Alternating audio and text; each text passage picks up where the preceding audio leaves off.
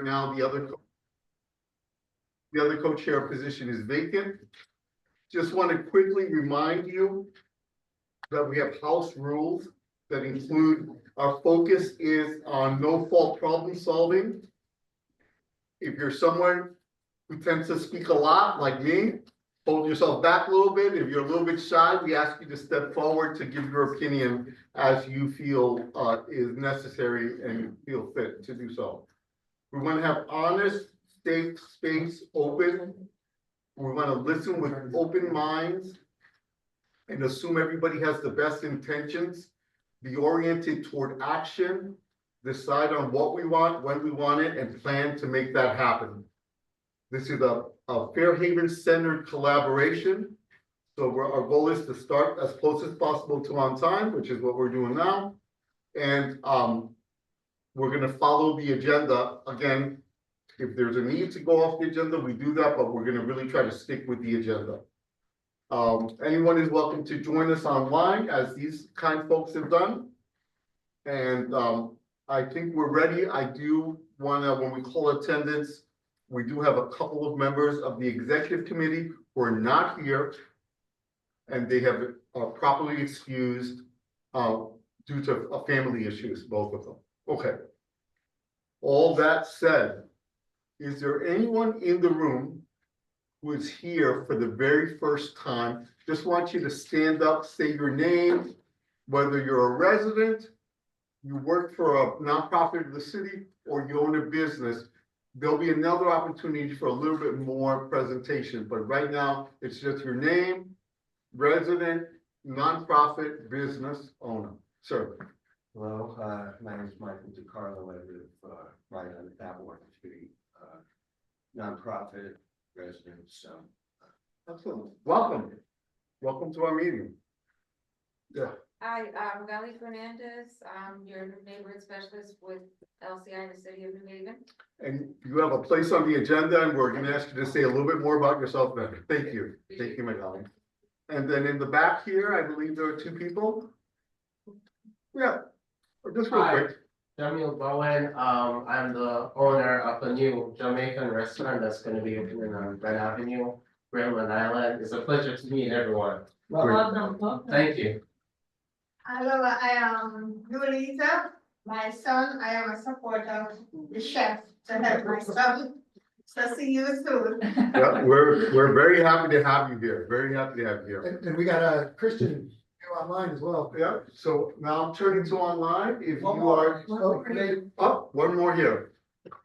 Rafael Fuentes, own business on Poplar and Chapel, also running for 16th Ward Alderman. I've been present to these meetings.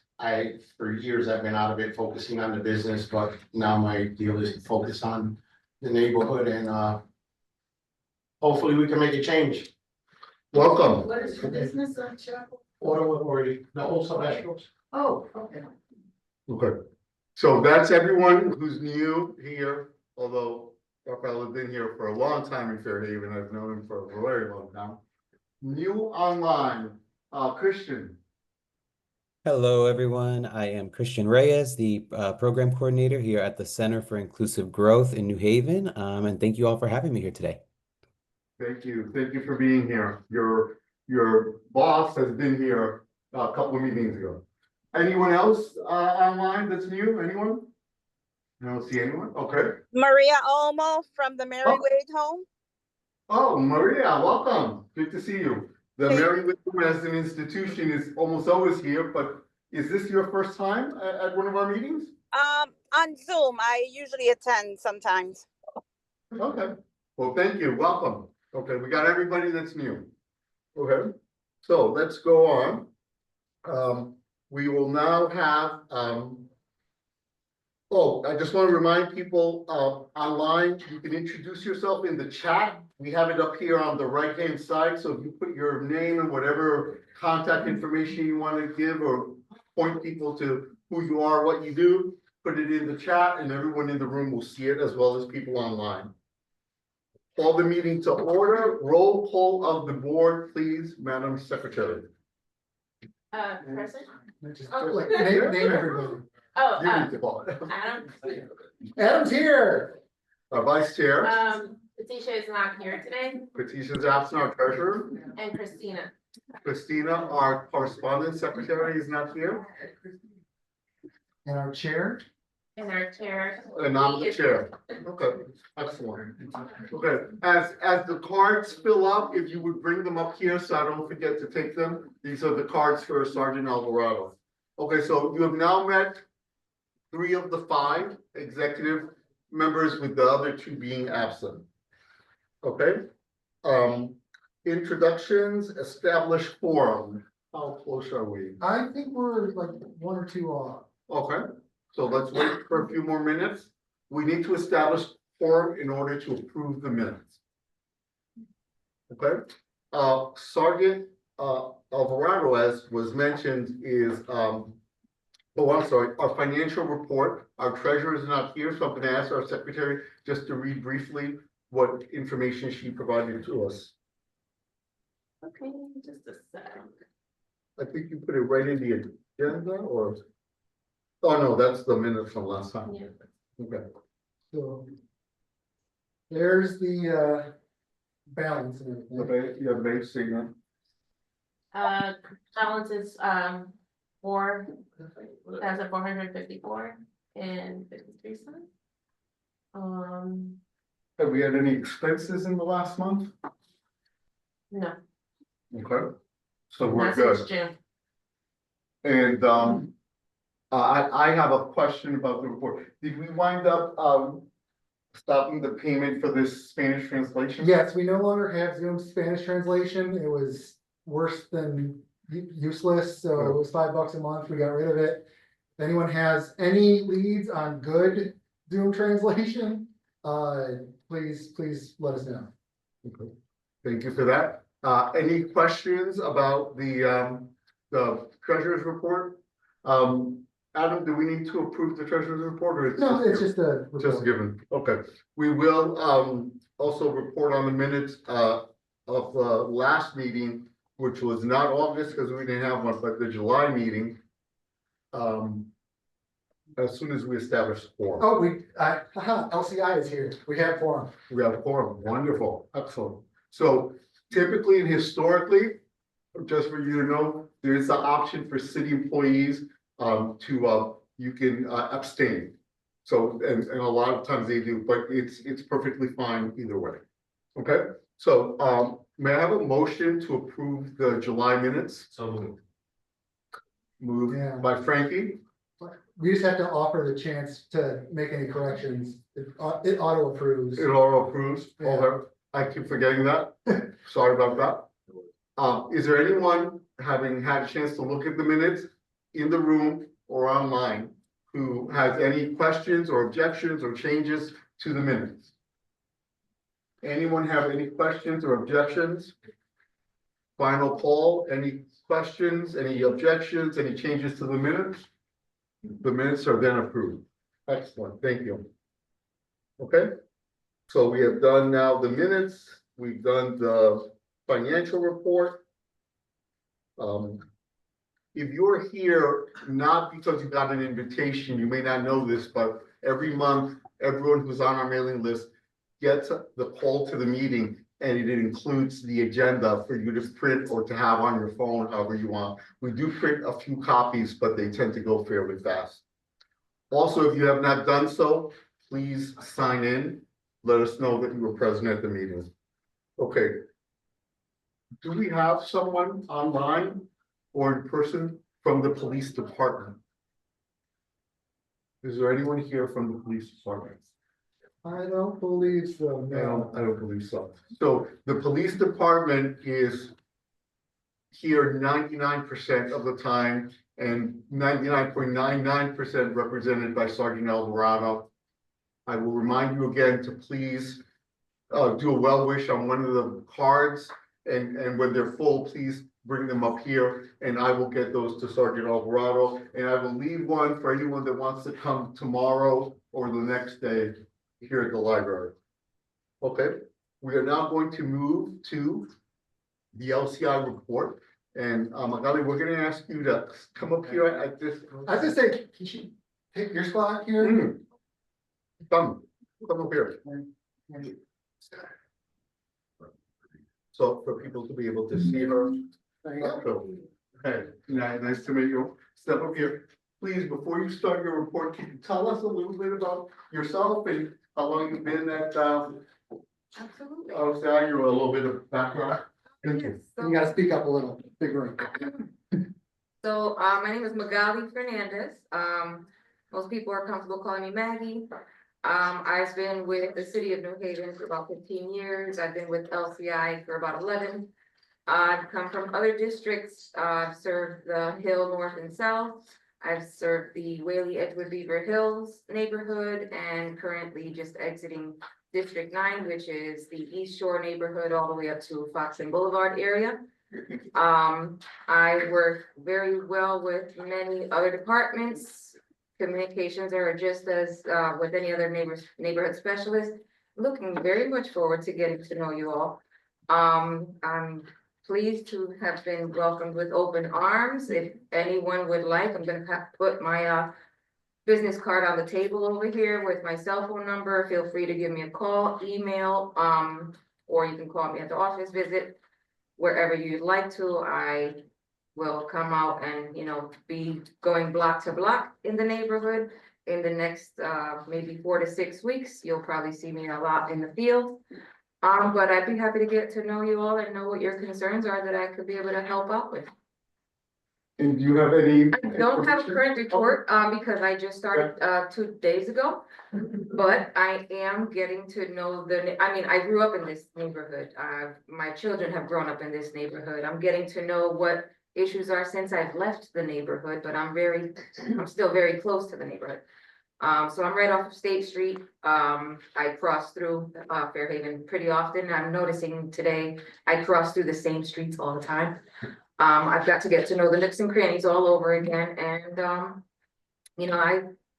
I'd like to hear from, folks that travel these streets a lot more often than I do. Until I'm, a lot more, familiar with what the standing issues are, but I'm here if you need me, when you need me, and how you need me. Any questions from anyone in the room or any welcome? Go ahead, Rob. No, I spoke with her earlier today, but she does her job very well, and it's good to have someone motivated, and not that, Carmen wasn't, but, we need some blood in here, to keep it moving. Thank you. Question or comment or? Yeah, I don't know, Yeah. I'm out of place. Yeah, at this no. moment. But the main reason I did come was because of my concern for the lack of speed bumps in the area. I live on Atwater, and as most of you know, if you go up Clinton Avenue, there's like 57 speed bumps. But around Mary Wade and Atwater Street, Grafton Street, there are no speed bumps, and I have had several incidences. One just 3 weeks ago, where a kid on a motorcycle went through a stop sign, smashed into my car. He had no license, no registration, no insurance. And this isn't the first close call I've had, because they do not acknowledge stop signs. And I'm sure And anybody knows. We wanna acknowledge the issue. I'm gonna encourage you to talk directly with Magali, but before you leave tonight, I wanna make sure everybody knows about this. There's a website, Complete Streets. And on Complete Streets, you put a request that goes into the city. We happen to have the city engineer here tonight. Do you wanna say something about Complete Streets? Yeah, I mean, we obviously get a lot of requests for speed humps. We put a lot of them across the city, including in Fairhaven. There are more coming. Happy to talk to you at the end here and get some more detail of exactly what you're talking about. I do not. I'm all digital now, so I'm happy to send you my contact info, but yes, I will happy to connect with you about that. So we're gonna try to not prolong this right now because we have a full agenda, but we will make sure that it gets documented on that site. We'll get to that site, and it goes to him among other people but then you will also be able to establish a connection, but he won't be here every month. She will be here every month. We want to make sure that. I didn't mean to speak up No, first. no. I just found about We want to this stay meeting focused today, in terms and of. I was supposed to be somewhere at 6:30. Good. So I just wanted to at least Yeah, so even if introduce you that. have to leave, maybe you can. Yeah, I'll step duck out with and you. and talk with Yeah, you. 'cause Yeah. Raphael, something quick about that? What was the name of the website? Complete Complete Streets. Complete Streets, okay? I just wanna, before, Yeah. I don't know if this is technically LCI's no, jurisdiction, but depending on where on Atwater you live, you're either Frank's constituent or Sarah's. And it could be also because there's pending WPCA work, there's pending gas company work, or there's pending road paving being done, so.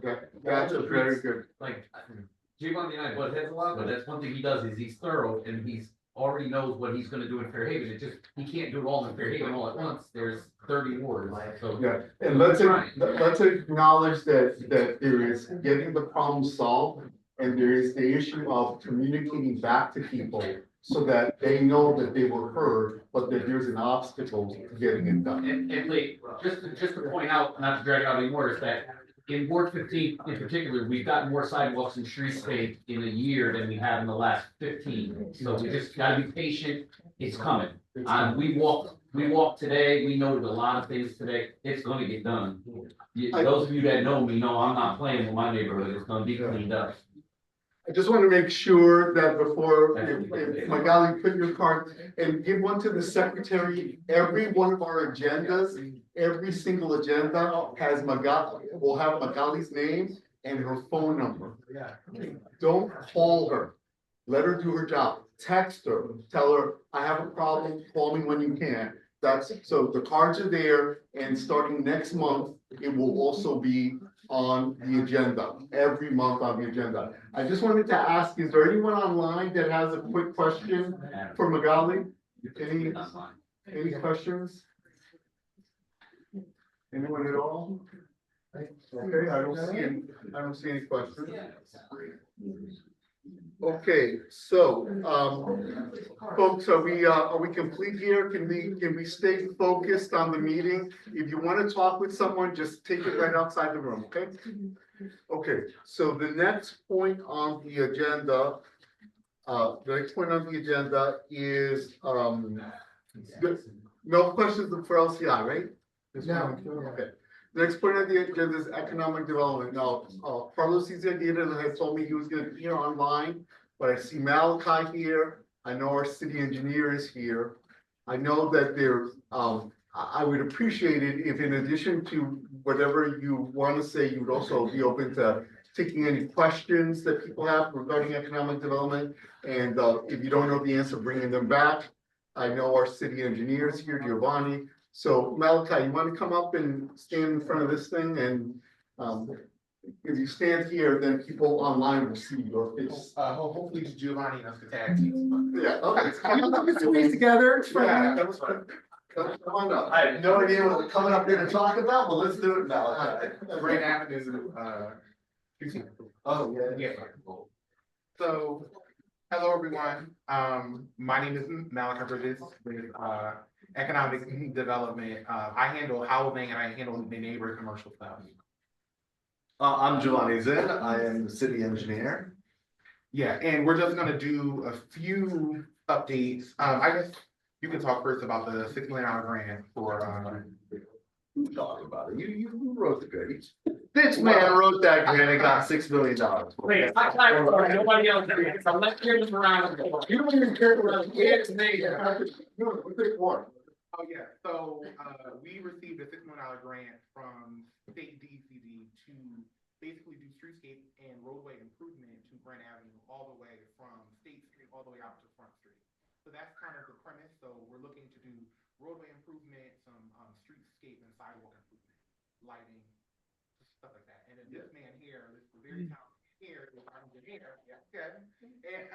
And he's putting a lot of the motion in action, so I think you all have a contractor, right, for? Yeah, so we're working on our design, for that. We had a public meeting in May, which I'm sure many of you attended, and saw some of that. A lot of it is, as Malachi said, streetscape improvements. One of the things I think is most critical on this is adding a lot of pedestrian scale lighting, so the 12-foot light poles like you see in a lot of other parts of town. Adding that lighting to the street, slowing the street down. So, you know, at times, I mean, Grand Avenue can be very congested, but it can also have speeding, as all of you know. And so that's a big focus of what we're trying to do as well. Creating a real centerpiece of the neighborhood at Grand and Ferry. Getting that intersection, actually looking at a roundabout at that intersection and creating a real centerpiece for the neighborhood. And helping traffic flow more consistently through there. Oftentimes, traffic signals can kind of slow down traffic and make traffic very choppy. This is a way to keep people moving through what is a critical intersection in this neighborhood. So we got a lot of that. We're working hard on design. We'll have more as the year progresses here, looking to go into construction next year. On the there's a lot of improvements. We'll probably split it up a little bit, but looking to get into construction next year. Yeah, absolutely. And Malachi, if you Yeah. could face the crowd and kind of project to the crowd, Yeah. the mic will catch you better. The online people are having a little trouble. Oh, okay, Yeah. okay. Also to Fairhaven Townhomes, so, we, the city, released an RFP for a general contractor, so one has been selected. For the Fairhaven Townhomes, if you're not familiar, they're across from, Fairhaven Health Clinic there, so, the city is seeking to, renovate, and then after they renovate, to sell each townhome to a, local resident, specifically at an affordable price. So there will be a lottery and all of that stuff. So we're super excited about that, about actually creating some homeownership opportunities here in the city. And also Strong School is getting, I'm getting reports, I'm looking at my phone, getting reports right now. Strong School is getting closer to actual construction. Strong School is toward the end of Grand Avenue, a little closer to Front Street. It was a former school that the city put out for an RFP to find a developer, and we selected Penrose Development Company out in Mass. And they are super close to actually doing work on that building. They're actually getting some of their permits right now, which is a really, really good sign. And the last thing, well, two more things. The Quinnipiac School RFP is almost out, so it either is out. I have not checked the site, or it will be out come Sunday, because they typically come out on Sundays. And basically, we're looking for potential proposals from nonprofits, developers, etc., to kind of help us think how we can reuse and redevelop some of those schools into actionable activated spaces or buildings, etc. So please feel free to tell your friends or tell whomever that these RFPs would be coming out. And then lastly, on September 10th, there will be a community meeting currently for the Mill River Imaginext, so directly within Grand Avenue, but abutting Fairhaven is the Mill River District. And that district, they're gonna have a meeting about English Station, the Mill River Trail, just a bunch of improvements that we're doing in the Mill River District as well. We also won a $5 million grant for the Mill River District as well to do similar things that what we're doing on Grand Avenue. So definitely a major thank you to the state for believing in a lot of our vision and reinvesting back into our city. So you have any questions?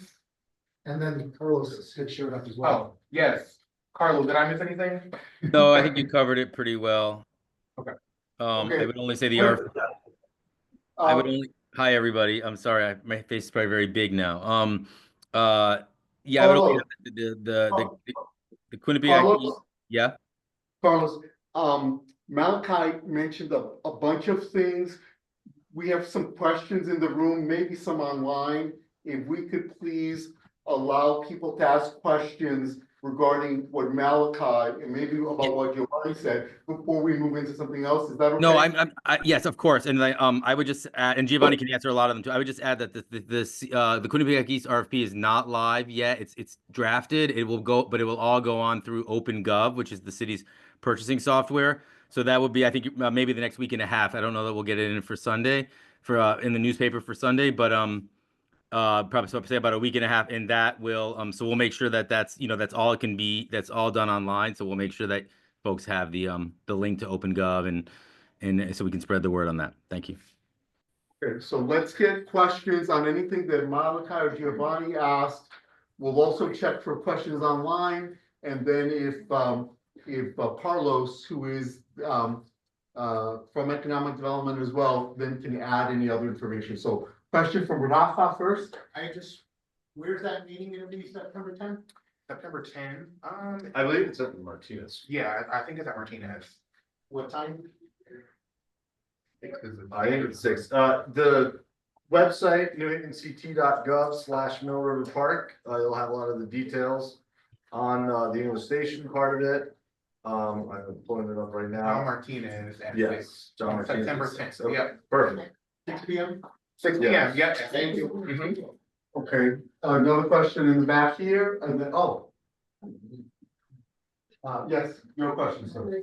Yeah, hi, I brought up to Sarah a while ago that the graffiti, on the Strong School is really bad, and it's getting worse and worse and worse.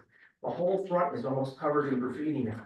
So I wanted to know, when do you expect Penrose to take ownership, and will they put a fence or do something to stop people from, vandalizing the place? Okay, so let's see that. Can you comment on that or say anything about it? Alderman Miller, yeah. Alderman Miller wanted to. It's gotten, the graffiti's gotten way worse. The whole Okay, front let's is- get an answer to the question. So Penrose is in negotiations with the state about like the final chunk of funding. There have been many, many meetings, it's a live process that's like going on, the process that happened today, they're very active. So the goal is to close by the end of the year or early next year. It's somewhat outside of our control because there's state board meetings that have to run through, and we're somewhat at the mercy of those schedules. But I will say, like, the city folks and the Penrose folks have been moving as quickly as they can and working very, very hard on it. The issue with the graffiti is if we remove the graffiti with any of the tools we have available, brick and damaged brick, we only want to do it once. And we want to do it when they take possession and are able to maintain it in an ongoing way. So the city can't put a fence or anything around the front. No, Okay. no, so, but once Penrose takes possession, they will put a fence around. I don't know exactly where it will be, I don't know where they would put it in the front, Yeah. but there will be a fence to the extent that it's able to be installed. Can't really see everybody online, but if you have a question and you're online, can you please unmute yourself and ask your question? Anyone online with a question? Hi, I have a question. Hi, how y'all doing? So I guess with this, I know that things are kind of still in the initiating stages for Grand Avenue, but my question is with the parking lot that I believe is currently under Fairhaven Community Health Center, but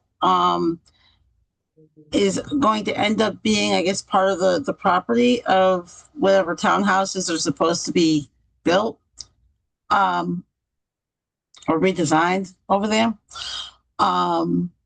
There's a huge problem 24/7 with people constantly using drugs, fighting, and all that kind of stuff. So what is the city going to do? Like, what plans do you have to stop that? Yeah. Because I live right behind it and I see it all day, every day. I want people to stay focused. The question you're asking is a valid and important one, but it really goes to the police. Economic development can comment, but at the end of the day, we need to bring that to the sergeant. But do you want to say something from economic development? Yeah, this is Carlos. Yeah, no, thanks, Ms. Liz. I will let me get your number offline. Yes, it is obviously there's a policing issue and it's a community services issue when you're dealing with open air drug use and homeless and stuff like that. But no, we are involved on trying to deal with this. It's part of our new it's one of the new hotspots that we've added to the list of things that need to be addressed, not just by the police, but by Compass, by economic development, as far as making sure that the lot is secure, that it's secure. I think there's some I think they've cut they've cut some of the vegetation, but I heard it's overgrown again in the back there. And they broke into the house too, and in the parking lot behind where I live, they're constantly in that parking lot using drugs and all these other things. And I have contacted the police and gone to Blatchley Avenue, and no one does anything, no one cares. So I don't know what else to do, but I don't know, it's just extremely frustrating. No, I'm aware of it. My boss went out there himself over the weekend, 2 weekends. So, and I think Apicella's owns some property over there, so they're that they use for parking, right? So, if you could just get your number, I will. Let me. I know the area pretty good, and I think, but I know it's an ongoing issue there, so it is on our radar. It's on. But I would also say, like I think Malachi mentioned, we're very close to finalizing contract with the general contractor there to get these things moving. And I know you've been dealing with sitting there watching, looking at those things for a long time. So my hope is that this, just as with Strong School, I think Malachi mentioned that they're close to pulling building permits. Hopefully some of these things that you guys have really had to put up with for a long time, will be coming to an end. But let me get, if you don't mind giving your number to Lee, and then I will, I'll circle back with you tomorrow. And then I probably won't be able to get out there get out there maybe till Monday. Carlos, do us a favor and put the number you want us to contact you there, and that way she can get it and then everyone else can get it. And then I'm gonna suggest the same thing that I do for everybody else from the city. Text them at that number, say, I want to talk to you about this, and give them a chance to get back to you, because they're doing a million things. I do want to also, before I take the next question, make note of the fact that Magali, our new LCI person, was feverishly taking notes. You can't see it online about this issue. And do you have something you could add about it, Magali, at this point? I'm just going to add that I'm going to be, that block, particularly the James Street and Grand area, towards the beginning of next week and, tomorrow, actually. So I will be seeing if there's anything that I can put into a notice of violation. Great. I will ask the secretary or Adam, could you put Magali's contact info that we just got? Yeah. Just let's put it online right now so everyone can capture it, and then it'll be permanently there. And then some people want to talk to Carlos, some people want to at economic development, some to LCI, and some to the police. Let's do a full force.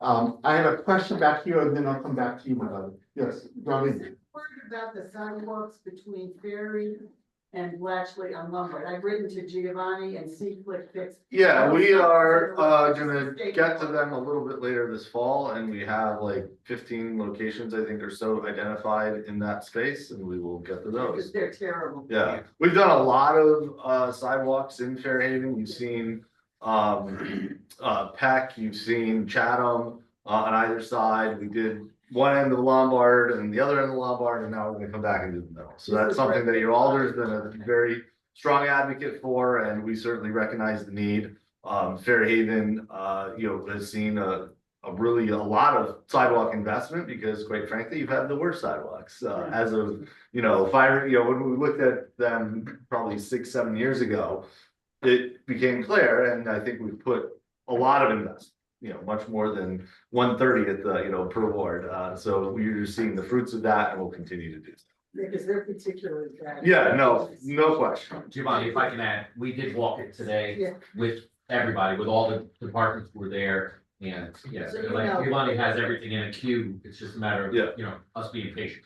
We have 1,000 sidewalk locations that we're trying to work through, and we're doing more sidewalk locations than we ever have before. We have 7 crews working in the city. Real thanks to the Board of Alders, to the mayor, and quite frankly to the state, for their leadership in investing in sidewalks. I love investing in sidewalks because while it's not the biggest infrastructure, it is the most basic that protects pedestrians and helps people get around. And it connects you to your neighbors, connects you to economic opportunity, does a lot of really cool stuff. Okay, folks, one conversation. Whoever's online, please mute yourself. Let's have a conversation. Fat and giant morbidly obese. All right, everybody's getting muted. Sorry. Okay. Thank you. Man, we could not do this without Adam. Adam is amazing at this technology. Okay, there was a question or comment here. Just curious, I Yeah. know you were saying about developing, Grand Avenue interventions around about on Fairway and Grand. I'm just curious as to how you came about that, creating a better flow in a neighborhood that has become, in my lifetime, much more congested. I've seen many roundabouts in other neighborhoods that are much less congested. And I've not seen that help the traffic in any way. As a matter of fact, I've seen stuff that I'm like, oh my God, people don't understand roundabouts. And I've traveled throughout Europe, they're everywhere, people get them there. Sure. In America, not so much, in the state of Connecticut, first roundabouts I saw were a complete disaster. People did not know what they were doing, it was insane, some of the things I've seen over the years. Yeah. And in such a high traffic area, that raises a concern. And how much of the community was involved in people that are crossing that area every day were part of that sort of development happening on such a high traffic area. Yeah, and those are great questions, right? Anytime you change the dynamic of an intersection, you have to ask those questions. We had a lot of input from community members, from complaints, from, people in community meetings, CMTs like this, talking to your alders, your elected representatives. They're very instrumental in understanding the issues that the neighborhood has. And then we might be the technical experts, you guys are the experts in your neighborhood. So we really rely on your thoughts and understandings of what's going on. Roundabouts are very good at keeping traffic always moving a bit. They slow traffic down, right? You're not driving through a roundabout at 35, 40 miles an hour. And that's not the point of them. But instead of having a light where you completely stop traffic, you back it up, then it starts spilling off in other places. Traffic in all directions is able to keep moving, even if you have to slow down, you keep going. Roundabouts have been used on far higher traffic areas than this in many communities across the United States. Even in New Haven, I don't remember all of the traffic numbers, but I can happy to go through the roundabouts and see what the various traffic volumes are. There are probably some that are fairly close. So I think it was an alternatives analysis, looking at things we could do with either timing the lights better. But I think we landed on a roundabout because of you have a fair amount of traffic in both directions. You also have pedestrians, you will have a congested situation where one side of it's congested and then on the other side there's space and someone will just fly right through, right? I think one of the things I've always heard at this CMT, along with probably every other CMT, is a lot of people in the neighborhoods, a lot of people are driving well, trying to follow the rules, but there's 20% of the population that thinks that they need to drive as fast as their car can take them all the time, right? So it has a traffic calming effect that a signalized intersection doesn't have. It allows it to continuously flow at a slower, safe speed. And I think it's also a bit of placemaking. It's able to, sort of marks one of the central points in the neighborhood and creates a space that draws, it creates a spot on Grand Avenue, a place. So I think those were all some of the things that we considered along with your alders, your elected representatives, and gotten a lot of feedback, since our meeting in May. We understand every change has its questions associated with it, and it should. But that is how we arrived to that design recommendation. So we're gonna, let me just check online, let me just check online, anybody have a question? Just want to balance, question in the back and then someone over here, someone else? Before you call my hand, there was a hand over here. Do you still have a question? I'm sorry. Okay. No, you did. Okay. All right. Go ahead. I thought you had your hand raised. Just real quick, because we got a lot of stuff. Go ahead. No, real quick question. Did you have to take any private property to make the roundabout? Or is it large enough for buses and trucks to? Yeah, it is large enough. I think we have some very small triangles of land we have to take from the two parking lots on the southern side of the intersection. So we'll be working on that, but So yeah. Key Bank and Santander won't. Yeah, those are like zero lot line buildings, there's, I mean, you have to Yeah, take the buildings down. Yeah, take those. We're not gonna do that.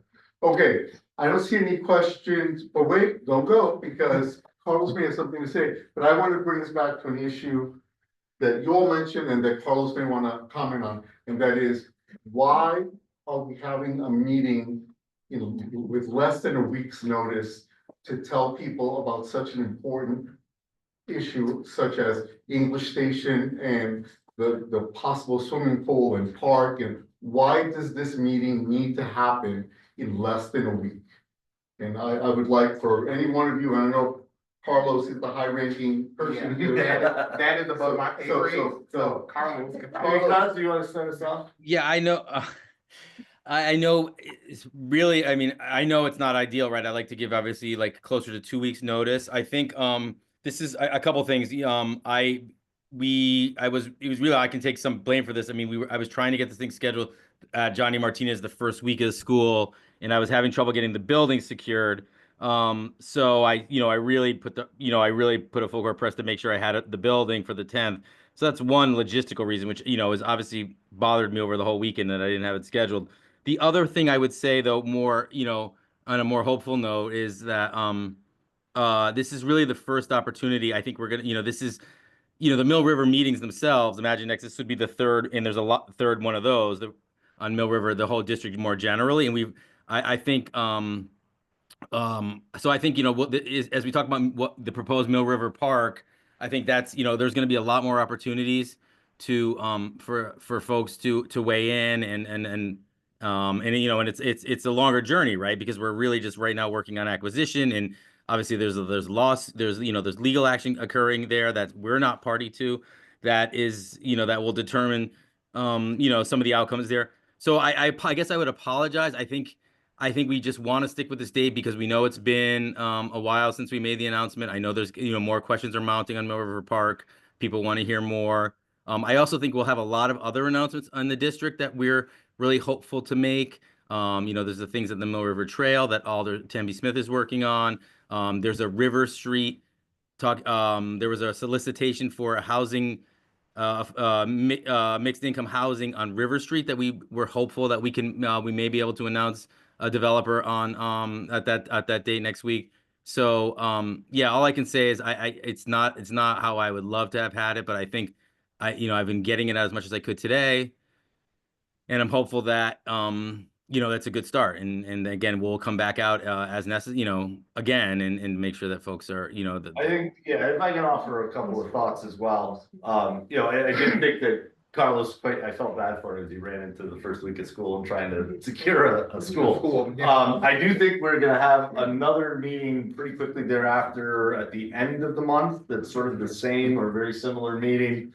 Again, so people have another crack at seeing the same thing, probably on the west side of the river. So this one's on the east side, the other one's on the west side. I don't know if we've secured the school yet for that, so I'm not gonna say that, but so I think sort of we've been hearing a lot about people wanting to talk about it. Quite frankly, we want to hear from you, right? I think this is an opportunity and the start of a big thing. It kind of happened all of a sudden because we realized that the state processes and sort of the lawsuits between UI and the state and all of that, and you've got real experts in this community who know a lot more about that. I see answers here, for example. It's a moment where if the city wants to put itself into the conversation, we had to do that, and we had to do that in a sort of a big way. And in order for everyone to hear it at the same time, it kind of had to happen very quickly. That being said, I think there's really an opportunity to think a lot about not only the 8.6 acres of English Station, which is the start, but it's not, it's big, but it's not that big, right? This is really about the Mill River District. And the fact that you've got sort of the edge of Fairhaven and the edge of Worcester Square and the edge of all these neighborhoods coming around the river, and the river's always thought of as an edge, right? And it really could be the center of something. And it's a lot of land that's kind of sitting there. It's being used for salt piles. I don't like salt piles. If any of you love salt piles, my apologies. But I think there's a lot better things that we could do. And I think that while the park is sort of a centerpiece, This meeting and these series of meetings are really about a larger thing and creating something much bigger that provides the economic opportunities, the places to live, and the other things that make a neighborhood. And it's really, it elevates and helps everyone around them by providing opportunity, meaningful opportunity, for economic, growth and success. So, I mean, that's, sort of my take on it. Again, please watch out. There's the 10th, but we will have something coming up, a couple weeks thereafter as well. A lot of people sort of see press coverage on the first meeting, like, I missed that. Here's an opportunity to see it again. We have a website. If you go to newhavencp.gov/Mill River Park, you can see a lot more information on that. You can see some of our planning sketches, and also we have some questions there for you to answer, an opportunity for you to tell us whatever you want to tell us about what we have on there. So please check that out. Really, it's the start of the conversation because we kind of have to inject ourselves into the state conversation. Otherwise, the state and UI are going to figure something out and we're going to be stuck with another salt pile, right? That's kind of the worst, lowest common denominator that can happen. And so this is an opportunity to inject the city, the people of the city into the conversation and make something happen here. We want to hear what you have to say. So I have two questions to follow up, and then sorry, my first question is not to you all. Is there anyone in this room that heard about this meeting? Anyone that's not an elected official that heard about this meeting before tonight? This is the first time, right? Nobody. I think they only put it out this afternoon, so that would make sense. So, but no one here has gotten notice, 6 days notice. Second question, we have 3 elected officials here. Have any of the elected officials that are here, I know you've heard of the meeting, but are you supporting doing this meeting right now? And I would ask any of you to comment. We have Ward 9 here, we have Ward 14 and Ward 15. First, I'm going to go with the elected officials and then we'll go to other people. Anyone want to comment on that? Yeah, I agree with you, Lee. I think it's concerning that it's only a few days away. Like I think about my processes, like I have a newsletter I send once a week on Sundays to about 1,500 or so residents. And by the time I send that out, there'll only be 1 or 2 business days before they hear about it. And I hear you that there'll be upcoming meetings, but I also hear that the process is moving really, really quickly. And so it sounds like if we really want a lot of residents there, it's a tough amount of time to make sure that, we with advocacy can spread the word to make sure a lot of residents are there to make sure their voice is heard. So I think it's a concerning amount of time. I just want to give the elected officials an opportunity because I asked them, and then I'm going to recognize Rafa in the meeting. Anyone else want to say anything regarding this? Yeah, I would like more time to do outreach as well. We've talked about it and we're all on the same page. I think there was a former, this is not typically the way we do things, right? We usually collaborate with city staff, take a day together, then work with the elders, for we have time to do outreach. So I don't totally understand why this happened. But I would just reiterate the request that's already been made to city staff. If you're gonna do a meeting at the end of the month, I can't think of any topic of them who've had 2 meetings in 1 month anyway, so why don't we just something seems off about this. I don't know what it is, but my recommendation would be that we just have a meeting at the end of the month. If you have a date for that, that'd be great to share now. If not, we have plenty of time to get the word out for me at the end of the month. Many more people from Fairhaven are affected by this, even though it's a citywide project, than Fairhaven Heights. We need to get people from Fairhaven and Worcester Square to this meeting. That said, I'll recognize Rafa. I wasn't talking about Fairhaven Heights side of the river. I was talking about the Worcester Square. The Worcester Squares. Okay, thank you for that clarification. Same meeting, we don't need to split up. Yeah. At this meeting that they have planned, is there gonna be somebody from the EPA? To the EEP? No, I believe it's only the city that we're gonna be there, yeah. Yeah, my opinion, I think we need more time so we could get people in the neighborhood to go and ask the questions. Because if we have people there that are gonna ask questions, like I'll ask, how many parts per million? For it to render it industrial use, the parts per million is one thing. For park, playground, parts per million is more. And if it was 30 million to clean it, it's gonna be over 100 million to clean that. So our kids could play in that park. So that is very concerning, and the city should have somebody there from the DEEP or the EPA. Well, I think your question is super important, right? Because part of one of the biggest reasons that we want to, I think there's two reasons why the city really wants to get involved in this. One is to put pressure on the process, all right? English Station's been here, it's been closed since 1992. It's been an eyesore. When I was an undergrad, right, I did a whole project on English Station, and it's still a problem, right? I was born in New Haven, I grew up in Hampton, admittedly, I was not in the neighborhood, but I now live just on the other side of the bridge, right? So it's a big deal. And I think that right now, the state, the city doesn't have any real standing in the process, right? If we acquire the property, suddenly we have a lot of standing in the process and can make sure those parts per millions are correct, right? There's a whole misunderstanding or a disagreement between UI and DEP on what commercial industrial even means, right? I'm very. Which is crazy, right?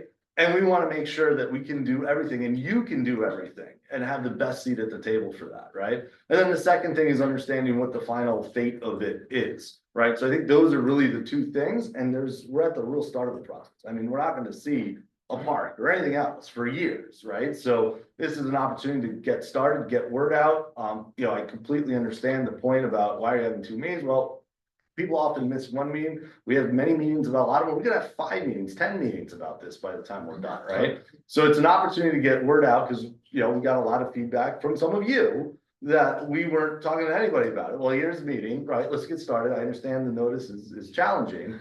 And there's a bunch of extenuating circumstances on that Carlos went through, but I think there's an opportunity to just, let's start talking and let's keep talking, right? And answer the very questions that you're bringing up. Question? Suggestion. The mayor can make robocalls to each neighborhood, warning them about upcoming street cleaning. So why can't the mayor make robocalls to each and every neighborhood about the impending very important meetings such as this one? Then everybody in the city would know. Carlos, I'm sure we can bring that back and try to get one out. Yeah, I mean, that's. Tomorrow. So like, If only the questions were that easy. Square, is would that make what it- people would see as the right? As a minimum for the beginning. If this is gonna be a city park, then the city population. Yeah. I just want to add, so people also need to plan their lives, right? So yes, robocalls are great, we've done that for many of our events before. But if you want people to show up, you need to give them notice so they can put it in their schedule and plan. I mean, that to me is the disrespect of the kind of short notice. I mean, if he can make robocalls over street sweeping, he can make robocalls over I don't something. think there's any barrier to doing that, the question is just about, The amount of time. the amount. But I also, do you mind, I just want to push back a little bit. There's a lot of people, I've gotten a lot of feedback, pushing back against this insistence that it's an eyesore. I mean, it's a historic building, there's a lot of beauty in industrial buildings, so I think that language around eyesore and, I think it's referring to the pollution. The pollution's a problem, but I just think the right? sort of like denigration of the building is a problem, Yeah. and we need to work. I didn't say anything to denigrate the building. I think it has, it's obviously an Art Deco thing. The site has been a problem since 1992 for sure, right? It's been, I mean, we can go through the history of how UI paid someone to take it off their hands, knowing the contamination. If there was no contamination, this would have been a very different conversation since 1992. So yeah, that was, in response to that gentleman, that was really the important thing, yeah. The city has even put that in writing in the flyers, calling the building an eyesore. And it is a historic building and it's been deemed eligible for study for the National Register of Historic Places. So it is a problem. They often name calling precedes things like demolition. And we very much oppose that. It's good uses for the building that would serve the neighborhood. Let's conclude this. I want to just say, anybody from the neighborhood that is interested, there is a plan afoot to later this month, not before this meeting, do we've been doing these walks where we walk around the building, look at it from different perspectives. talk about what's happened, what could happen, how it's connected to the salt piles and everything. We have a tentative date. Yeah, and I left my calendar at the Okay, office. so It says the third Saturday in September. the third Saturday in September, that'd be the 20. It's So, Magali had asked you for, would ask one of yours. Magda had asked Yeah. for that. And so if any of you are interested, let's keep an eye out to announce this walk. It's a very casual walk all the way around, and we've done about 6 of these already, and they've been very informative, Yes. but not a lot of local residents have participated. So be aware, but The 20th at 11. the 20th And of September there'll be a notice. at 11, and we will be sending out a notice. Where, meet where? At, the bioswale near my Martinez School. Where City Seat is, Yeah, the purple two- building, 2 Haven Street. 2 Hayden Street. Or if you go to 162 James, which is the big purple building with the mural, and just go to the back of the building, you'll see us there. Okay, final call, I just want to respect people online, any questions online? I know this took a lot of time, folks, but economic development is the driver of everything in our community.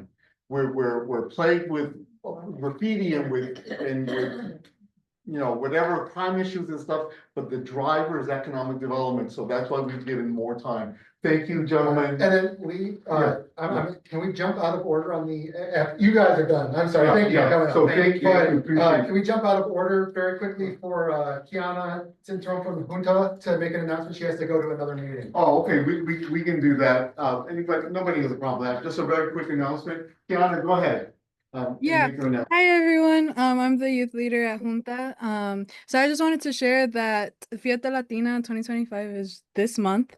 So Junta for Progressive Action and the Peabody Museum are this year we're going to be hosting a 3-day celebration of Hispanic heritage. So it's going to take place on September 24th, 27th, and 28th. So that's the Wednesday, and then that Saturday and Sunday. On Wednesday, September 24th from 6 to 8:30. We're gonna be kicking things off with our cocktail gala, so Junta Pa'l Pueblo, at the Peabody Museum. I still remember attending the Junta galas with my mom when I was younger, and so now the tradition's back. I'm super excited. So if you or someone you know has supported Junta or would like to start supporting us, we're the nonprofit right across the street. Then this event would be for you. Then on Saturday, September 27th, we're bringing the celebration to Fairhaven with our Fiesta Latina block party on 175 Grand Avenue. We're planning on closing Bright Street. I'm working on the permitting for that. And so we're inviting community members, organizations, and businesses to join us as sponsors, vendors, or partners. Fiesta Latina at the Peabody Museum will be that Sunday, so the day after. That will be day 2 of Fiesta Latina. So it will be a day of curated exhibits. They'll have youth performances, and it's gonna be a good time. So yeah, hopefully you guys can join us. More details are available on Junta's website. I'll also send the flyers in the chat before I run. But yeah, it's juntainc.org. So yeah, if you guys would like to get involved, you guys can also email. I'll write everything in the chat, and I know that the team on the board has my contact information. And then, oh, and a side note is I'm also a member of the New Haven Immigrants Coalition, and Junta is also involved as an organization. So they're gonna be hosting the Fiesta Popular this Saturday at Criscolo Park from 12 to 5. So that's gonna be a grassroots celebration for immigrant justice and the work that is being done by members of our own community. So if you can come out and support, that would be really, really nice. And I'll put all of the details because I know I don't want to take up too much time, but I'll put everything in the chat. Thank you. Yes, please do, if you could do that before you leave, that would be great. Thank you very much. Can I just throw in that for everyone in the room that obviously can't take the chat with them, we follow up with the email after the meeting. So if you're not on that list, sign up or keep your eye out for the email. The minutes will have all of this information and have clickable links. Okay, thank you for bringing this to my attention that you needed to. Okay, so we're gonna move on. If you look at the agenda, we've just finished item number 6, and then we're going on to item number 7, which is ongoing business. These are additional meetings in addition to the police, LCI and economic development that we have on a quarterly basis. And so they're just gonna be on there to remind people as placeholders. The first one that I want to remind you of is the Civilian Review Board that looks at issues where police have acted in some way that is inappropriate or harmful in some way. And there's a process for just investigating that. That's not gonna happen this month, but every quarter, J1 Carter comes in, he's our representative. No more? Update us, please. J1's term lapsed, and I don't know what happened that they didn't put him up for reappointment. So the mayor's office appointed someone else, so we should have her here next week. She lives on Downing Street. Okay, so- Ebony voted more, I believe her name. I'm sorry? Ebony, her name is. Okay. But we're working to reinstate J1 as an at-large member. Okay, so would you please be kind enough to, when you know the contact information of this person, fairhavencmt@gmail.com, send us that, then we'll get it and then we'll put it out to. She was just appointed last night, or Oh, Monday okay. night. Okay, well, thank you for that update. Okay, everybody clear that there is a new person and we'll get her on board and then see if we can have her come next month and then get her on the regular schedule.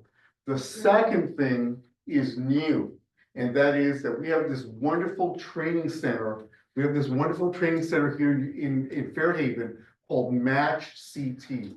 And Dennis Silvestri, who is online, Dennis right here, he's on the board and he lives in the neighborhood and he is a person with a background in the type of training that they do. So I'm gonna hand the floor over to him for about 3 to 5 minutes for him to tell us about Match and what they're doing and how important it is to our community. Dennis, the floor is yours. Got it. Thank you. How's my volume? Good? Good. Awesome. Awesome. Evening to all. Match, Manufacturing and Technical Community Hub. That's what the match means. I threw up the website. You get an opportunity, check it all out because it's too involved in this short period of time. What Match is all about, it is offering a 5-week paid pre-apprenticeship training dealing with the manufacturing industry. We are at 20 Mill Street, not Mill River, Mill Street. That's the one off Chapel, not off of Humphrey. We've been there about 1.5 years, maybe a little bit more now. Match was several years in getting put together until we can find a building. We're nonprofit. It's a 5-week program. There is an application process. Again, you can get all this information online. But basically, the unemployed, underemployed, reentry, those are the targeted people that we are looking at, plus others.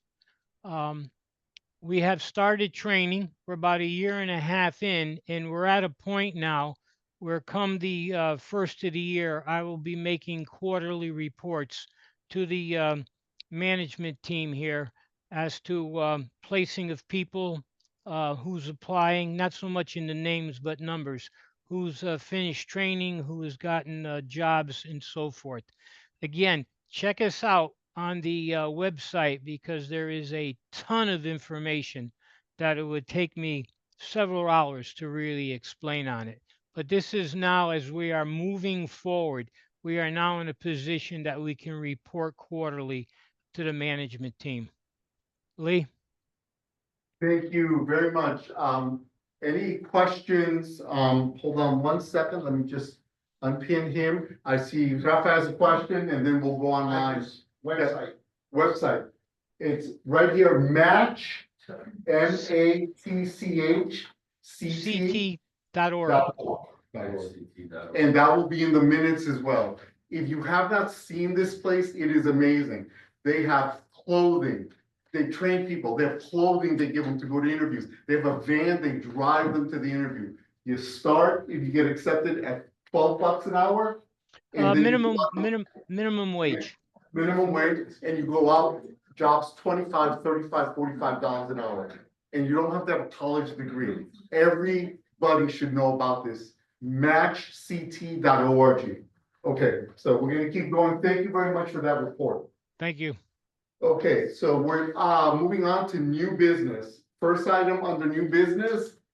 Elderly Services, talking about Tommy Deal, talking about, coming up, Tommy, talking about the Atwater Senior Center transformation. Please listen up. And our city engineer, in case I didn't introduce you before. Say if you Giovanni. behind the podium here, Sure. the internet can see you too. This is what I was supposed to come here to talk about. Ah, okay, there you go. Hey, big props to whoever sent out the email at 6 o'clock on the dot reminding us about this. Was that you? You? Right there. Because I had this at 7 on my calendar. That popped up. I was at my kid's track practice and I ran over it. I didn't know I drove. Thank you. That was a big deal. That is a spot on email. Good evening, everyone. My name is Tommy Veal. I am the Director of Elderly Services, where I manage 3 senior centers, one being Atwater Senior Center located right around the corner at 26 Atwater Street. Tonight, we are here to discuss our ongoing progress regarding renovations and to turning the senior center into a community center. And we have Giovanni here. Sure. That's going to talk about the timeline, as well as Chantel Cave, who is our management and policy analyst, who is just passing around some information just about the senior center, as well as the community center, where we are, where we're going, and what we're doing.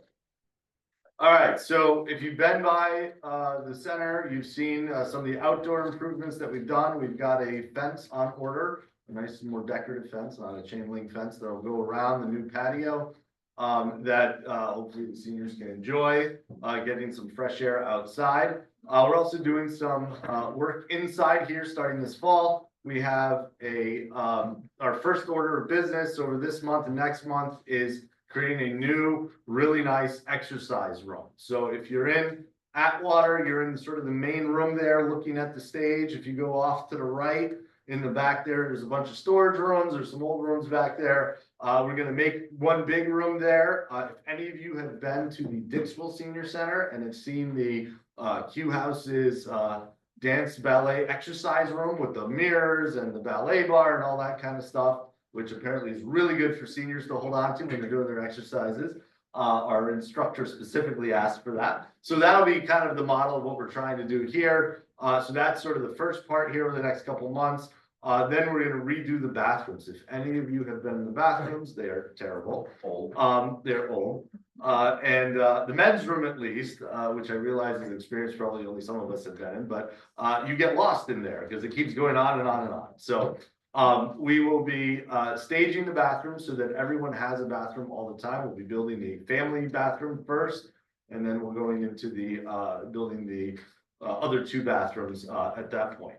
And finally, as time and funding allows, we'll be doing a little bit of work on the kitchen and creating some more space in the kitchen for users of the facility who are not the food service, which is the most important user of the kitchen, but everyone else can get to use the kitchen a bit as well. So see that coming up here in the fall. We're very excited about that to extend some more programs. Most importantly, this is not going to interrupt all the other programming going on in the building. You've seen already the benefits of our new HVAC system in the building. You're heating and cooling, carbon-free heating and cooling. No more fossil fuels there in that building, and we are very excited to continue on with the project.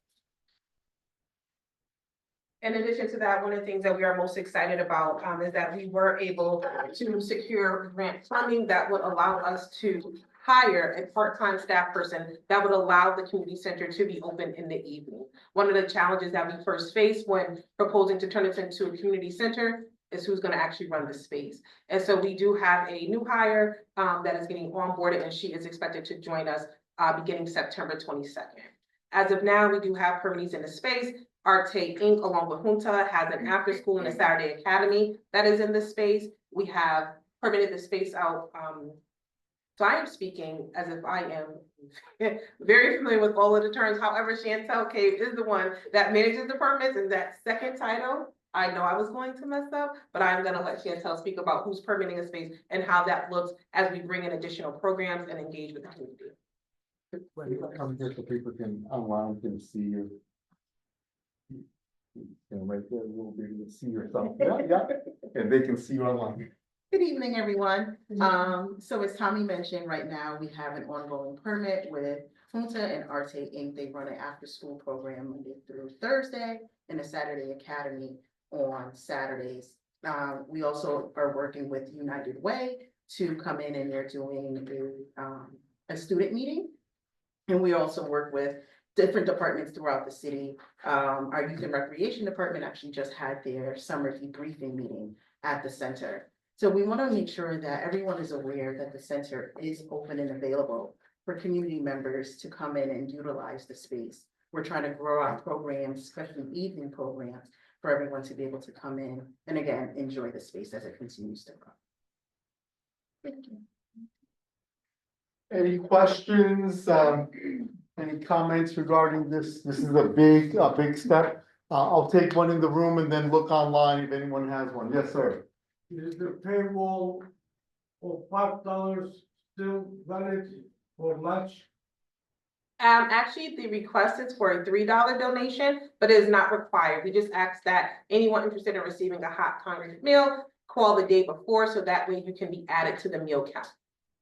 Well, tell this to your employees over there, because what they said was $5 to start with, and then it will be free. And they will say that whether it was mandatory or not. This was 8 years ago, and since then, I made a point not to go there. Well, I would like to think that things have changed, and I would encourage you to stop and pay a visit to us. We are open, the center is open from 9 to 4 p.m. And like I said, Lightbridge is the company that provides the meals. And so I will certainly make sure that the $5 donation is not required, as it is supposed to be $3, and it is just a suggestion. It is not required. Why is it suggested? Because there are some individuals that wish to pay for their meals, and we want to be able to give all those that participate an opportunity to contribute to their meal. And so some people wish to pay, and so that's why the donation is there. Okay. That is by way of their own personal integrity. Thank you. Anyone online with a question? Just unmute yourself and ask your question. Anyone? I don't see, I see Adam back in the room. Hello, I have actually worked with Chantel to do an event there, and I think the biggest kind of speed bump that came up for me was the requirement for event insurance. Is that still needed with all of these? Because it sounds like there's more, like just, you know, you can come in, take a permit out and do your thing, but you know, I wanted to do a lunch and it was, you know, $1 million of insurance, which comes out to like $100 just to, you know, do a thing there. And I'm curious if that like clearing up or what's changing on that? So as of now, that still stands. We are actually following the same policies that is being operated at the Dixwell Community Q House to be able to permit space. We are in discussions to see how we can support community members such as yourself to be able to have the space without that cost. And if that means connecting you with another community partner, someone else that already has the insurance and can carry it, that's what we're looking to do. So that is what is in progress. So that way we are not a deterrent for individuals wanting to be able to use the space and do the great work that's being done. I don't see anyone with questions online. I don't see any new questions in the room. Thank you very much. We really appreciate your presentation. Moving right along from Elderly Services, we're going to give the floor now to Kirk to talk about the library. He is in the building, but he's over in his office, so we're going to go ahead and do it that way. Hello, everybody. Thanks for supporting the library, coming to the library tonight. If I'm going to talk about the library, I'm going to start talking about food, which you may not expect, but each week, our wonderful volunteers from Gather New Haven are bringing in that particular week's harvest from the garden beds that we have out back.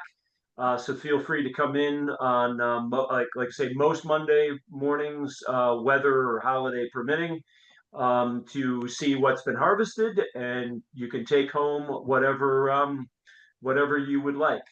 Also related to food, our very popular farm market has returned, that is run by Common Ground.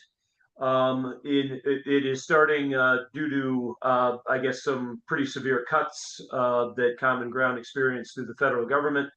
The farm market is running on a much shorter schedule this year, but it started late last month, and it will be going through all of this month and into October.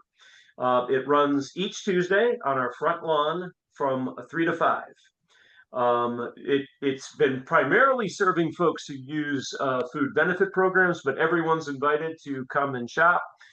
They take cash credit as well as the food benefit programs. And the folks who have been coming as customers swear that the produce that Common Ground brings is better than you can get in any supermarket. So you can put that theory to the test by coming yourself on Tuesday to find out. The next thing I wanted to let everyone know about is we're on Saturday, right here in the same room as this meeting is going on. We are excited to be working with Yale Science in the News to have at least a couple of programs to start, where a group of folks will be doing a science talk in Spanish for local residents who are interested in science. So if you know someone who's bilingual or primarily speaks Spanish and is interested in science, please have them drop by here on Saturday at 11 o'clock for like I say, a program on science.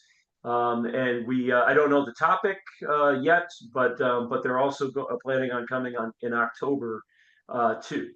Lastly, we are later this month are going to be debuting for the first time a free community yoga program with a yoga instructor. And that will be on Thursday the 18th, and then it will take place again on the 25th. So if you're experienced with yoga, never done it before, stop in and join others with yoga. A lot of other things going on. You can always give us a call or stop in to find all the other things that we're doing after school and other kind of topics too. Thanks. Thank you very much. Appreciate that. Any questions in the room for Kirk about anything the library is doing? Please take advantage. The resources at our libraries are phenomenal. Anyone online?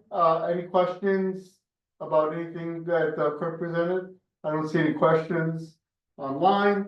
I see no questions in the room. Thank you very much, Kirk. Appreciate it.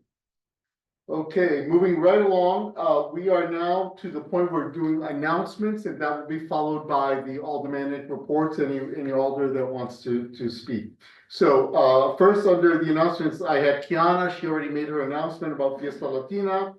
I'm going to hand it over to Adam to make the announcement regarding the now 2 positions.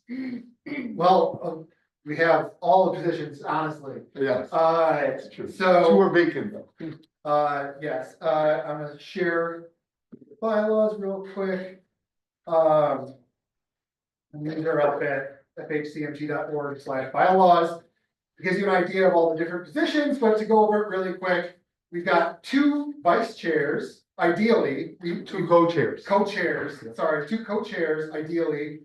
We lost Liz due to school requirements, but you would be up here helping run the meeting, keeping everyone in order, keeping the, people from being disruptive, whatnot. There's the vice chair, which is me right now. You help with things like, counting attendance and making sure all of our records are up to date.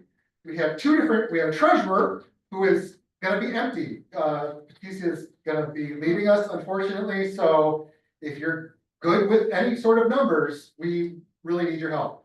And you basically, make sure that, we do spend money on things like our website and our Zoom service, and we give gifts out at Thanksgiving and all these kinds of things, and then, we bring money in with donations. So just keeping track of all that, but it's gonna be way less than your personal budget. I can guarantee you, we have like one transaction a month.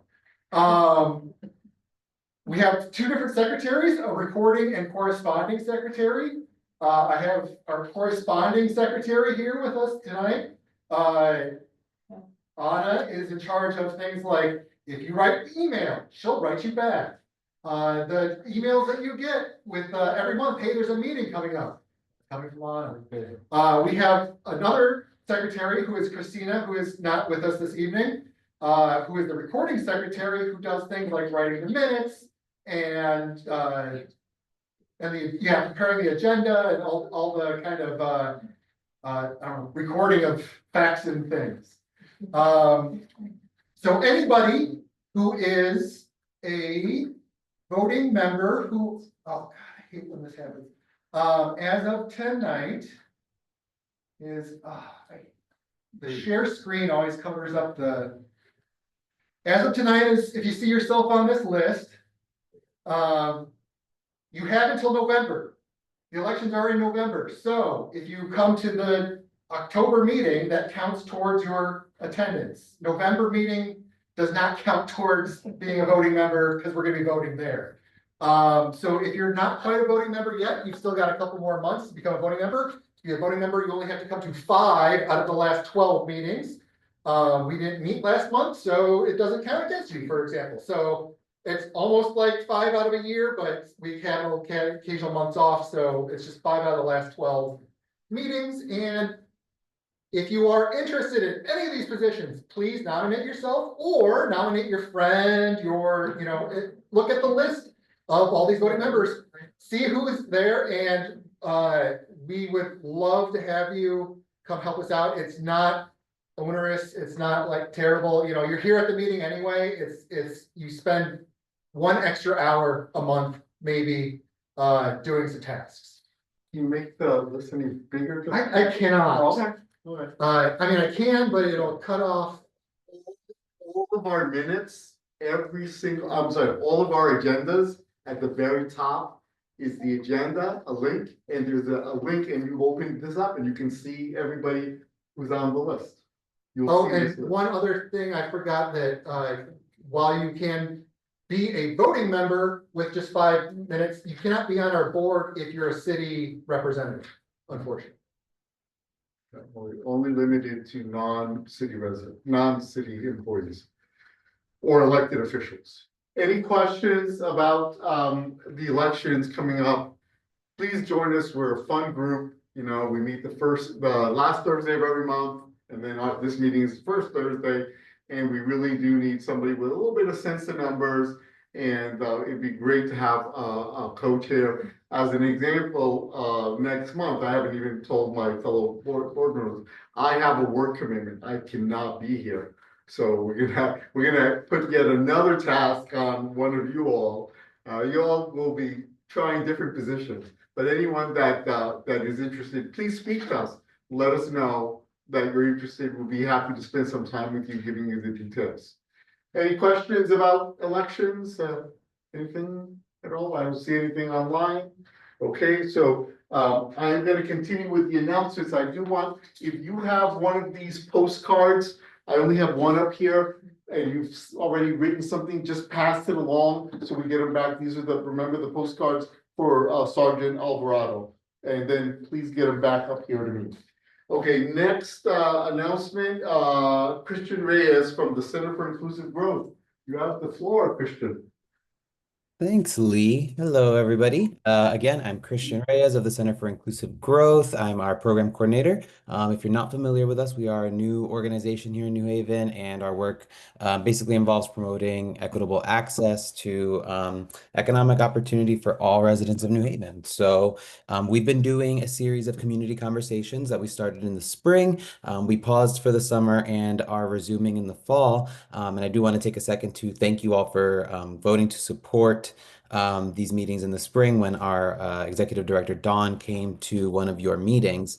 And these meetings, these conversations really just kind of give us an opportunity to identify community needs and economic priorities, which then influence the work that we are going to be doing. And we do have some programming in the pipeline, so it's good to kind of figure out what the unique needs of each neighborhood are.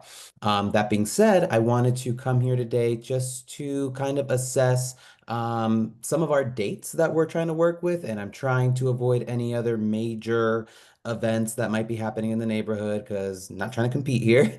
So right now we are looking at Thursday, October 9th, October 23rd, November 6th. Those are all Thursdays. And then we are also looking at Tuesday, Wednesday, and Thursday, the 18th, 19th, and 20th of November.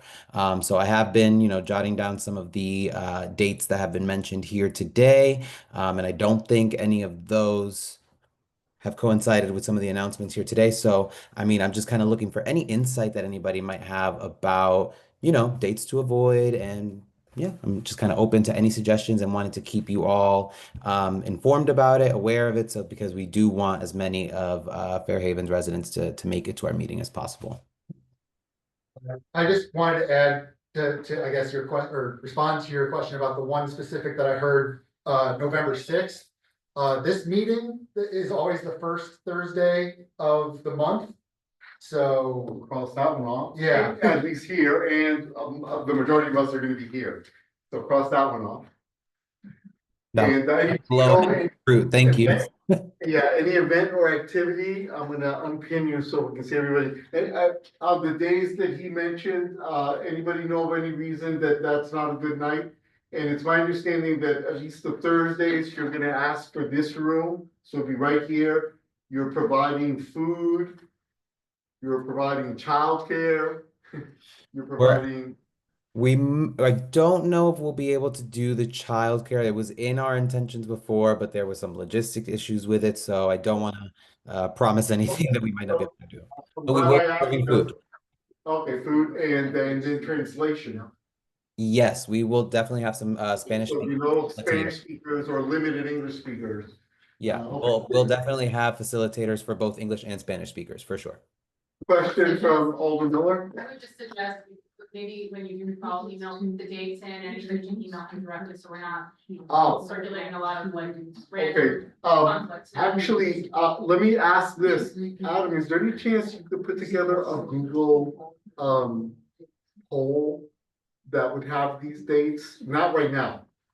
Yeah, I mean, it's sent to people, and then we could share it with you, Christian, what, the majority. Or if the center wants to make like a doodle poll or something like that. And then do a doodle poll, and then we'll send it out to our members. We'll send it out to like 700 people.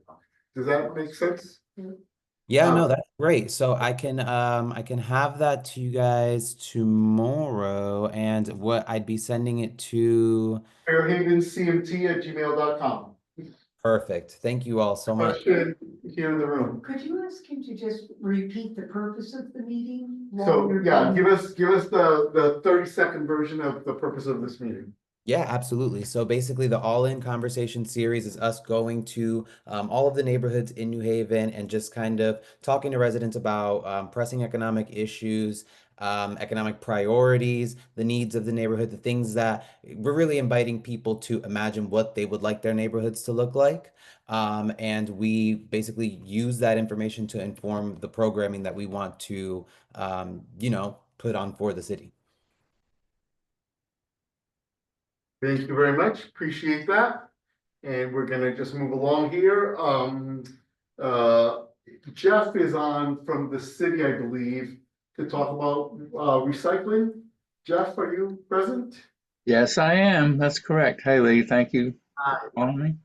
I'll make this really quick. Hometown Recycling Day, which a lot of you may already be familiar with, is coming up again October 25th at the county campus of Southern, 114 Farnham, October 25th. And we're taking in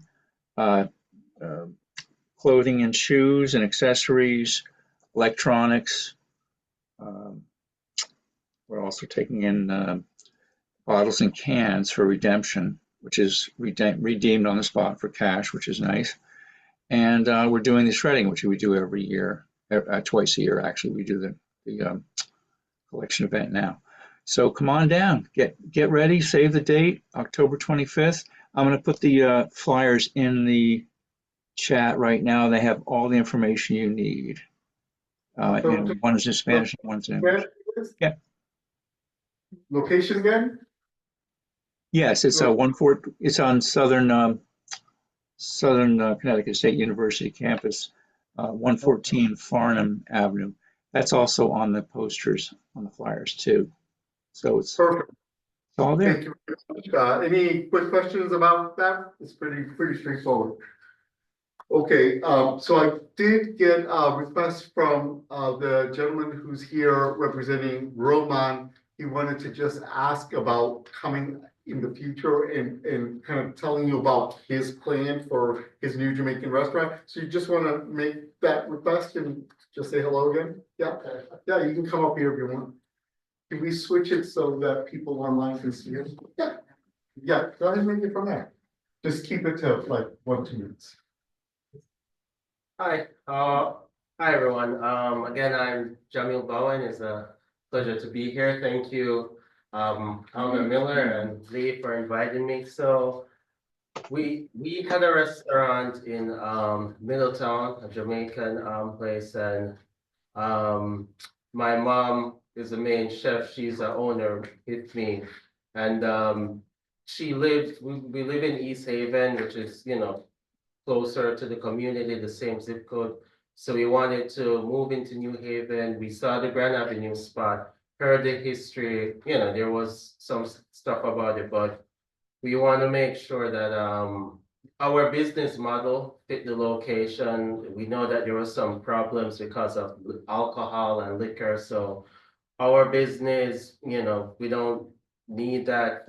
We don't have any intention of trying to get that in the future. It's just, you know, good Jamaican food, jerk chicken, oxtail. And so I think we will fit right in the community, sort of clean up the mess. We've already painted, you know, the outside. We started cleaning up a bit. So, you know, we just want to have a positive impact, be closer to home. When I just came to this country, New Haven was my main city, and I'm just happy to be back. And thank you for the warm welcome. Okay. Appreciate it. So please send us a request, fairhavencmt@gmail.com, and then we'll put you on the agenda. It doesn't have to be next month.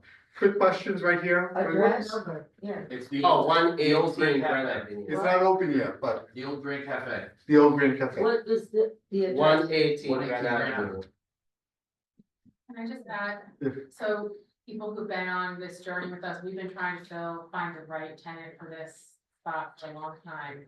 We're really happy you're there, Jamil. We really want to roll out the red carpet for you and work with you. Thanks. So as soon as you open, we're all gonna patronize. We're all gonna get your ticket. Yeah. Very good.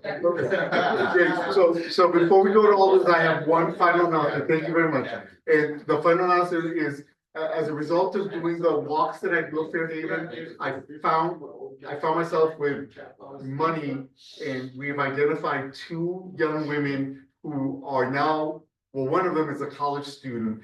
They're the ones that have been painting the switch boxes. If you know where there's a street light, every street light has a switch box on one of the corners. It's usually silver, and they've been painting beautiful little murals on that. So we have money. We could use a little bit more money. I will ask that for the agenda for next month. I'll ask the management team if you'd like to make a contribution. But I already have $750, and we have to buy supplies in addition to paying them. But we do want to pay them because they're students and they have needs. But the idea is to paint all 5 of the switch boxes on Grand Avenue, and each individual box will be painted with something that has something to do with the history of that little micro area. So the one year the river will have a river theme, the one year the Strong School will have maybe an education theme, the one year the health center will have something.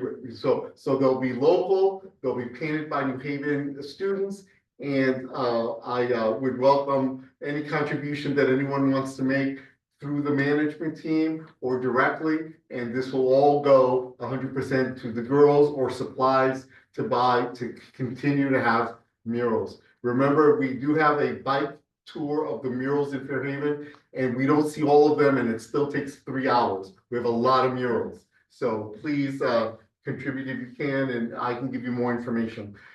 That said, I'm gonna now go through the alders. Alder Ellen Cooper is not with us. I don't know if she sent us any information. No. Alder Carolyn Tandy Smith is here. Please come up, be recognized. Good evening. I don't know how to switch. Alan, can you just quickly switch? Yeah, sorry. That way they see her. Oh, great. We can see her. Hi. Good evening, everybody. I have three quick updates, a policy update, a public meeting update, and a program update. First, for the policy update, one of the biggest issues that I hear about from residents is about traffic safety. It's come up so many different times this evening, and it's one of those issues that requires every tool in our tool belt, things like speed bumps, infrastructure, enforcement, and also speed limits. And so that's why I introduced an order alongside one of my colleagues, Alder Sabin, in partnership with Majority Leader Furlow, to create a working group on pedestrian safety zones. And what these zones, what this legislation would do would empower New Haven to lower speed limits to 20 miles per hour through our traffic authority in high pedestrian areas. It would also pair with the lowering of the speed limit with things like safety investments like bump outs and speed tables, and generally just make our streets safer for our kids and for our families and for our neighbors. A little bit of backdrop on this: back in 2021, the state of Connecticut gave cities the power to institute these pedestrian safety zones through its Vision Zero legislation, but the city hasn't gained the power and the ability to use this yet. And so the hope is through this working group, we begin to imagine what it could look like to implement these zones in our city to make our streets safer. And so it's already been approved, the working group, by the City Planning Commission and our legislation committee, and it's on to the full board. But if anyone wants to keep in the loop or get updates, feel free to reach out to me directly. Happy to talk to you about it. The next is a public meeting update. On September 18th at 6 p.m., we're going to have a public meeting among neighbors at Alton and Monroe, which is right at the intersection of me and Alder Frank's ward. If you might have ever walked through that area, there's a large triangle with a lot of overgrowth. It's really a memorial. And so our hope is that, a lot of neighbors have had concerns over it over the years. A lot of neighbors have been involved in maintaining it and making it beautiful and making it a place of remembrance. But something has to be solved there because there's so much overgrowth, there's traffic issues, people don't always feel safe there, there's a lot of illegal dumping. And so if you're interested in learning more about that area and being a part of the solution, we'll have the Parks Department, we'll have LCI there, and as well as the Transportation Department, and Alder Frank and I will be there. And so we welcome you to come to imagine solutions to make that triangle better. And then lastly, a program update. And an update about the CPR classes that I shared with you last time. As you all may recall, the Yale Emergency Department and the New Haven Free Public Library started a partnership to offer citywide CPR throughout the summer and the fall. And part of the backdrop of this partnership was really a gentleman, a dear friend of mine, who had a heart attack on East Rock Park. And because two neighbors who were right nearby knew CPR, his life was saved. CPR is one of those skills that doubles or triples the potential of survival for someone who has a heart attack. I'm really, really proud to say that almost 100 residents have now been trained in CPR through these classes, which I think is moving. I remember coming here to the Fairhaven Library when the training was here, and there were young people from Junta, there were football coaches, there were new park staff. It was really moving. And so there's more classes, and you're welcome to register for any of them that are coming up. But thank you all so much for your support with that program. I would love to see that to be part of our civic duty, getting a library card, getting registered to vote, and learning CPR. Thank you all so much. Thank you. Right, we have Alder Miller come on up because people online can see you if you're. Everybody's made all my announcements mostly. I just said we got 15 minutes before we Yeah. have to get. Okay, I will be very, very quick. So you heard about Atwater, which is great. You heard about Grand Avenue, which is moving. I think the questions about the design are still, some of them are still open. So Paul and others who have questions, we very much welcome additional feedback. We have one thing that is moving forward that wasn't mentioned is Quinnipiac River Park. My understanding is that we have some state funding to renovate Quinnipiac River Park, and that the design, the construction documents have been submitted and are out for bid. So the work should begin before the end of the year, is my understanding at this point. The only other thing I'll mention is on James Street, next door to City Seed, tomorrow night from 6 to 9, we're having our second Friday Food Fest. I saw the management team sent it out earlier. We have food vendors who are all local New Haven food vendors. Zumba, the Grand Avenue Special Services District has helped us to bring in some activities, including Zumba and face painting. So it'll be a nice, relaxing Friday night in the neighborhood, and I hope you can all join. If you didn't attend the last one, it was really a lot of fun, a lot of people there. Few hundred people. I think it was nice just to be able to see neighbors. Yeah, yeah. Oh, I forgot. Step right up. Step right up, because people can see you. That's the only reason we have See me? to come. Yeah, they can see you. Bad enough they gotta hear me. Yeah.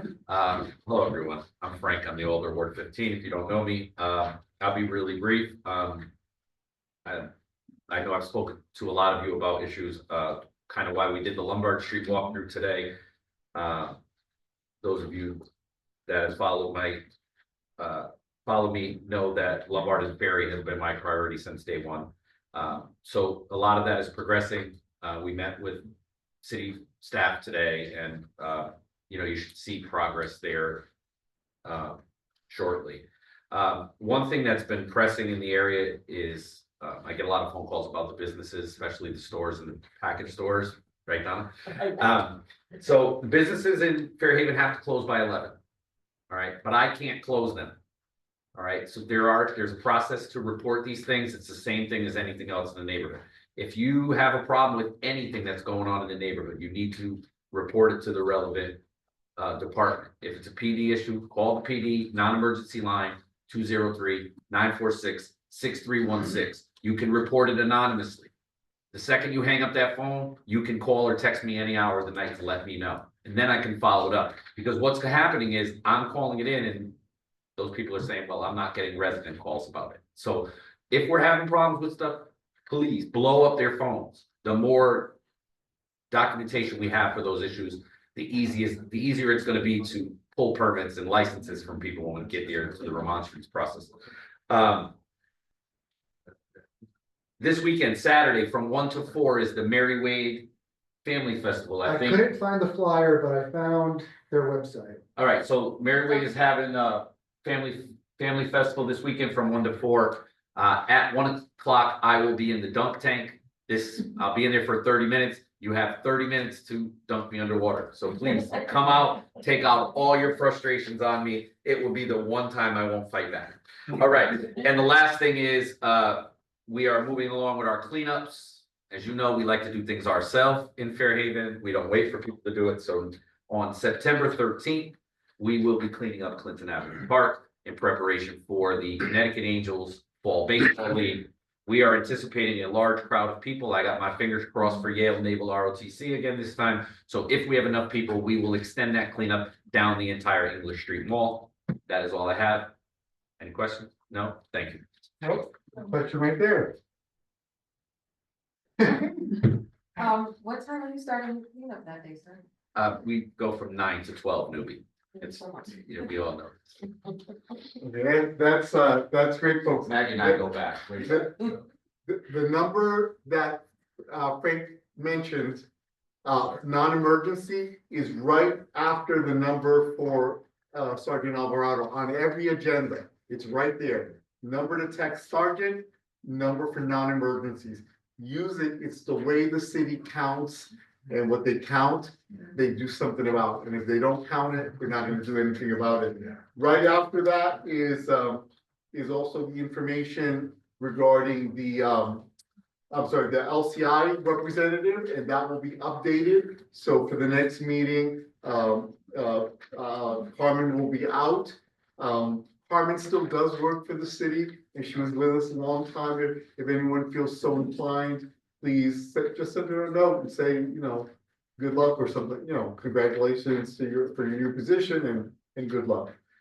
And then Jaywan Carter is here as a civilian review person. As soon as Frank gets us the information about the new person, we will put that, Jaywan will be replaced as the official representative, even though, as I heard him say, we're gonna try to get Jaywan back on. Well, she'll be our Fairhaven representative, but we're trying to get J1 back on. the board. Back on as a general. Okay, folks, I know it was a long meeting, a long agenda, but we did get a lot of good information. Thank you, City Engineer Giovanni. Thank you to Tony, who was here, and her, the person who was with her. Thank you to everyone for coming to the meeting. And may I have a motion to adjourn this meeting? Moved by Frank, second. We have concluded our meeting. Thank you to those of you online. Appreciate you. See you next month. Thank you all the Zoom people, all the in-person people. We gotta get out of here. Oh, the postcards. Please give me back the postcards.